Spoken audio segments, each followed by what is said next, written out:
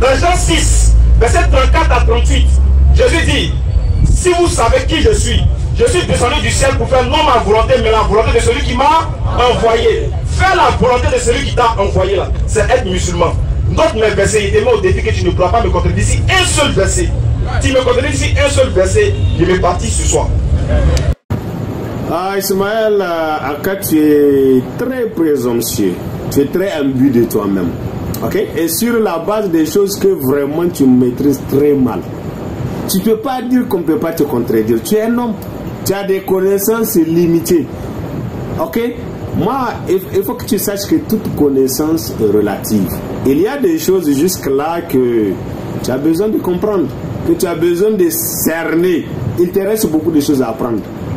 Donc, vraiment, il faut que tu ailles doucement. C'est un conseil des grands frères. Il faut aller doucement, doucement. Il te reste encore beaucoup de choses à apprendre. Maintenant, puisque tu as dit qu'on ne peut pas te contredire sur la base des versets que tu donnes, on va commencer à t'expliquer selon la conception biblique de la volonté de Dieu que tu t'es lourdement trompé. Dans le contexte biblique, la volonté de Dieu, ce n'est pas quelque chose qui s'impose. Non.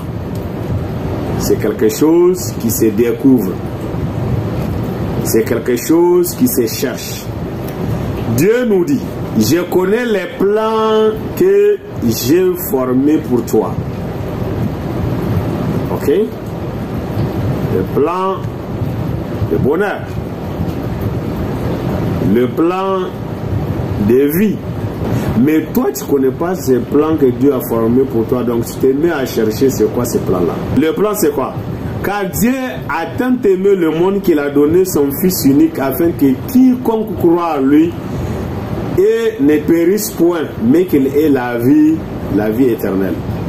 Et Jésus va confirmer cela en disant, le voleur ne vient que pour égorger, pour tuer et pour détruire. Mais moi je suis venu pour que les brebis aient la vie et qu'elles soient dans l'abondance. La volonté de Dieu, par exemple. Ok? Dieu a créé l'homme avec les yeux pour qu'il voie. Dieu a créé l'homme avec des oreilles pour qu'il entende. Dieu a créé l'homme avec une bouche, une langue pour qu'il parle. Ok? Pour qu'il parle. Dieu a créé l'homme avec les pieds pour qu'il marche. Dieu a créé l'homme avec des mains pour qu'il manipule. Ça, c'est des exemples. Et quand Jésus-Christ était venu, là où il voit que la volonté de Dieu n'est pas faite, par exemple, quand il voit un aveugle, par exemple, il lui ouvre les yeux. Pourquoi? Parce que la volonté de Dieu était qu'un homme ayant les yeux voit. Quand Jésus-Christ voit comment on appelle ça, un mort prématuré, ok, Jésus-Christ le ressuscite. Pourquoi? Parce que pour Dieu, un homme doit accomplir le nombre de ses jours sur la terre. Quand Jésus-Christ voit un paralytique, il lui offre l'opportunité de se lever et de marcher. Pourquoi? Parce que Dieu a créé l'homme pour qu'il soit utile à la société. Lorsque Jésus-Christ voit un homme sourd, il lui ouvre les oreilles pour qu'il entende. Pourquoi? Parce que Dieu, la volonté de Dieu était que l'homme entende. C'est pour cela que Dieu lui a créé les oreilles. Donc, la volonté de Dieu vraiment se retrouve dans toutes ces choses, à travers toutes ces choses-là que j'ai dit là. Ce n'est pas une question d'aller pratiquer des rites religieux comme vous avez l'air de le croire. C'est au-delà de cela. Jésus-Christ a résumé toute la loi là de Dieu à quoi? À quoi? Il a dit, aime Dieu de tout ton cœur, de toute ton âme, de toute ta force, et aime ton prochain comme toi-même. Et Jean, le disciple de Jésus-Christ, va aller plus loin dans la précision. Elle va dire, si quelqu'un prétend qu'il aime Dieu, qu'il commence à aimer l'homme. Parce que c'est lui qui ne peut pas aimer l'homme, image de Dieu, créature de Dieu qu'il voit. C'est lui qui est son prochain là. Là, il ne peut pas aimer Dieu qui ne va pas. C'est un mensonge. Maintenant, j'avance dans l'explication de la volonté de Dieu. Et je vais encore être plus pratique. Lorsque un athée, Un athée, c'est quelqu'un qui ne croit même pas que Dieu existe, non? Lorsqu'un athée qui est médecin travaille dans un hôpital, aide les gens à recouvrer la santé, ils pourraient être des athées, ils pourraient être des musulmans, des chrétiens, des bouddhistes. Cet athée-là, qui ne reconnaît même pas l'existence de Dieu, est en train de faire la volonté de Dieu. Est-ce qu'il est musulman? Non. Il ne reconnaît même pas l'existence de Dieu. C'est-à-dire la personne qui veut honorer Dieu là doit commencer par honorer l'homme qu'il voit. Sinon, tout ce qu'il prétend faire là, aller se tenir faire des longues prières, c'est faux. C'est de la fausseté, simplement. Il ne faut pas venir ici vouloir nous impressionner. Ça ne marche pas. Ce n'est pas question de religion. Et Jésus va bien l'expliquer dans la parole du bon samaritain. Il prend l'exemple de 3 personnes. Il dit, il y a quelqu'un qui a quitté Samarie et qui partait à Jérusalem.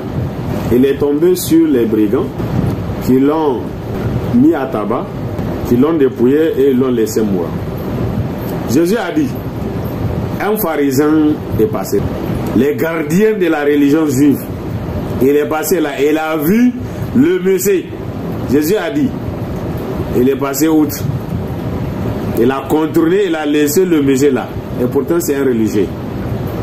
Il n'a pas de compassion. Maintenant un scribe est venu. Un scribe c'est quelqu'un là, lui, son travail c'est de copier, écrire la loi. C'est-à-dire chaque lettre là, il s'assure qu'elle est à sa place. Il s'assure dans la loi de Moïse. Il s'assure qu'il n'y a aucun iota qui manque. Lui aussi, il a vu le monsieur, il a contourné, il est parti.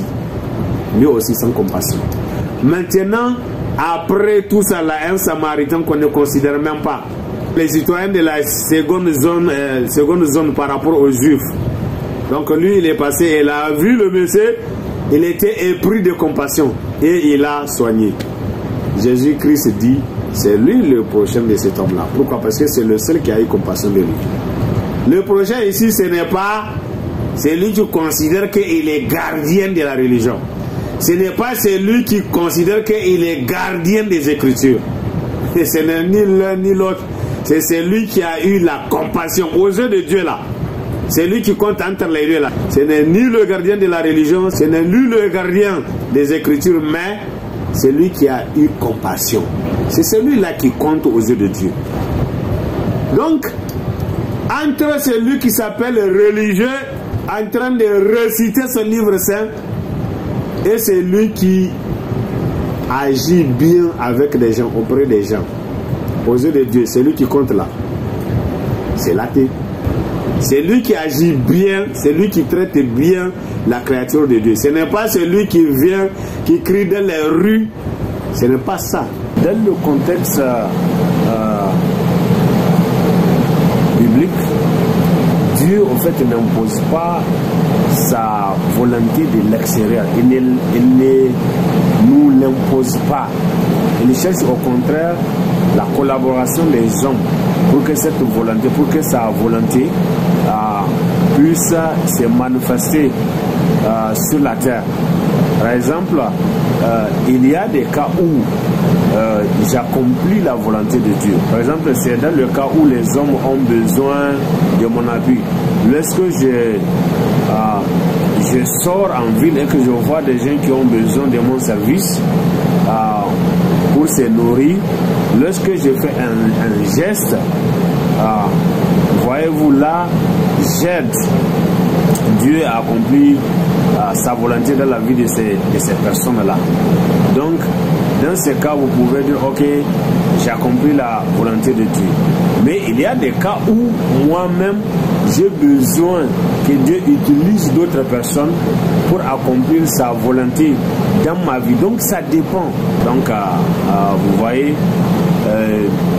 il y a beaucoup qui accomplissent la volonté de Dieu, mais qui n'ont rien à voir avec une certaine religion donnée.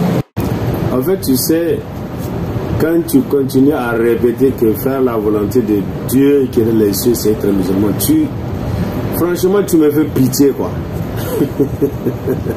Parce que la volonté de Dieu a un contenu. Oui, ça a un contenu. Ce n'est pas juste la volonté de Dieu. Ce n'est pas un truc qui est abstrait. Ça a un contenu. Ça a une signification. Il y a toute une philosophie derrière ça. Il y a toute une pratique. Vraiment, si j'étais toi, quoi, je vais partir humblement, comme tu l'as promis, à l'église, me faire baptiser, quoi. Parce que d'abord, tu comprends rien de tout ce qu'on enseigne dans la Bible. Rien. Tu fais juste du boucan. Rien que ça. Rien d'autre. Pauvre de toi.